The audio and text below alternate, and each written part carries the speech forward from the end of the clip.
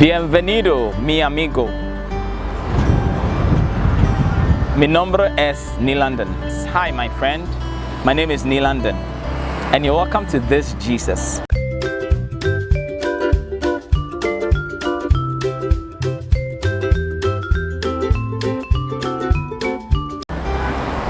In a few days' time, we'll be celebrating Father's Day. And today, I just want to share with you top 10 lessons from my fathers. Top 10 lessons from my fathers. And before that, I want to read Matthew 15 verse 4. And it says, "For God commanded, honor your father and your mother, and whoever reviles father or mother must surely die." Amen. So, what are some of the lessons I've learned from my fathers? I'm going to start with my biological father, of course, who has gone to be with the Lord. I call him Dada. His name is Mr. Daniel Soa. One of the lessons I've learned from him is what is worth doing is worth doing well. This was something he often said. What is worth doing is worth doing well. Meaning that if you think you can't commit to doing something, then there's no point in doing it. And so that's the first lesson I want to share with you from my biological father. Then I jump to Bishop Kankam-Boadu. He is my first spiritual father, and he's such a wonderful and humble man of God. And one thing I've learned from him is the fact that the lowly matter as well, or the lowly matter too. Why do I say this? You see, Bishop Kankam-Boadu has his church, situated in a slum, literally, in a place where we have drug dealers and prostitutes and all that. That's where his church is located. His the current headquarters of his church. But he has other branches in Europe and Liberia, and is looking at starting a branch in Ivory Coast.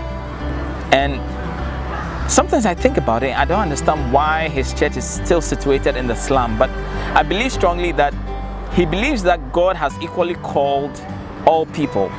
And so the people who deal in drugs and what have you matter to God. And that's why his headquarters is still located where it is, even though he's building a new place. And so the lowly matter to God. And we saw this many times in the life of Jesus, how he related with people who were considered the lowly in society. And then the other person too I want to talk about is Catechist Victor Tete. I call him Mr. Tete. That's how I heard my siblings call him.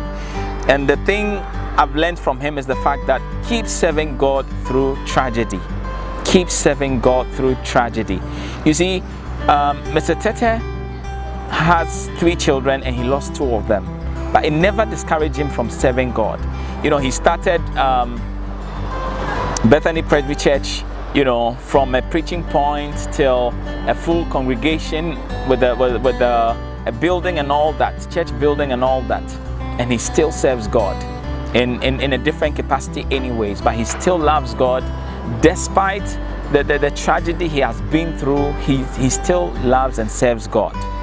And so I don't know whatever you're going through, but keep serving God even in the bad times. And the other person too I've learned from is the person I call Daddy Kwesi Entry. A lot of people call him Bra Kwesi, but I call him Daddy Kwesi Entry. And one thing I've learned from him is don't lose your hunger for God.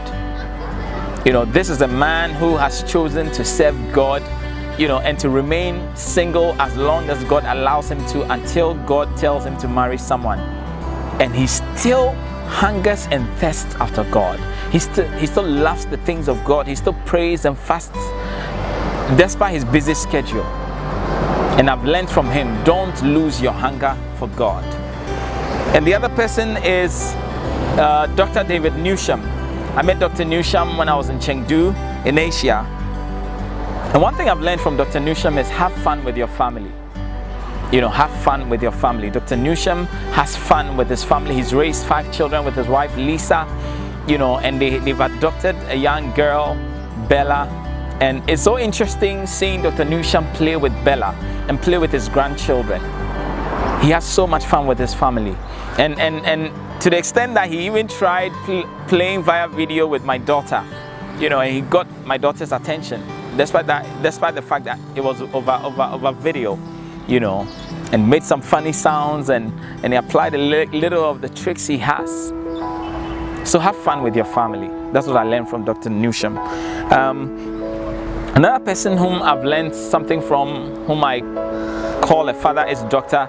McCourt, Dr. Daniel McCourt. And Dr. McCourt has taught me to love people equally, to love all people equally. You know, Dr. McCourt and his wife Carol opened their home to myself and my wife, and his wife made the most delicious strawberry chocolate cake I've ever eaten till date. You know, and he's an amazing person. He welcomes people from different nationalities, different races. You know, he relates well with them. I remember very clearly when, you know, I was taken off the preaching list in my international fellowship. He had lunch with me and explained a few things to me, and encouraged me to keep sharing the gospel. Another person whom I really love, whom I consider a father in the faith, is Dr. Yaupebi. You know, one thing I learned from Dr. Yaupebi is know your potential and maximize it.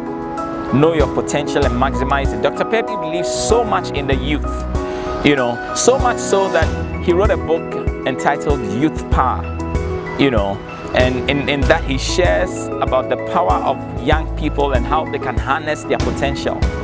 And so I learned from Dr. Pepi that you must know your potential and you must learn to maximize it. God bless you, Dr. Yaupebi.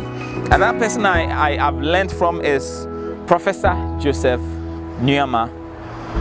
One thing I've learned from Professor Nyama is, if you don't know it, don't say it. If you don't know it, don't say it. You know, he used to say this, he supervised me during my undergraduate, you know, and he used to make this statement: if you're making a presentation and you cannot defend a point, don't say it. Don't even put it in the presentation. And he gave me a chance to be his teaching assistant, and that was my first shot at teaching in the university, and now I'm a lecturer at the university. One other man whom I love and I cherish, who is my father, he's currently my spiritual father, in that he is my Reverend Minister, Reverend Dr. Gio Kwapong. And one thing I've learned from, we call him Papa Kwapong, one thing I've learned from Papa Kwapong is give room for others to shine. Give room for others to shine. Papa Kwapong is selfless, and Papa Kwapong gives the opportunity to other people to shine, an opportunity for other people to express themselves. You know, he doesn't feel insecure, he doesn't want to hoard power or influence or anything. He wants other people to get the opportunity to also express themselves. He doesn't feel threatened by others, and he even encouraged and supported his wife to be a university professor. So give room for others to shine. And the youngest amongst my fathers is Reverend Stephen Obiamako. I call him Daddy Sia. And one thing I've learned from him is keep learning and improving. Keep learning and improving. That's one thing I've learned from him. You know, I met Daddy Sia at Gimpa when I used to teach there, and he just keeps learning and improving upon himself. That's one thing I've learned from him, and that's what I want to leave you with as we prepare for Father's Day 2021. These are the lessons I've learned from the men I consider fathers, biological, spiritual, and what have you, men who have made an impact in my life. Thank you so much for joining me on this Jesus. Please remember to give your father a call. Remember to give your father a God bless you. Bless your father with something.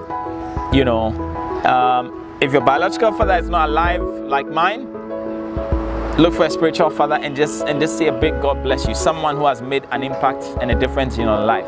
Thank you so much. God bless you. Please subscribe to my channel. Thank you.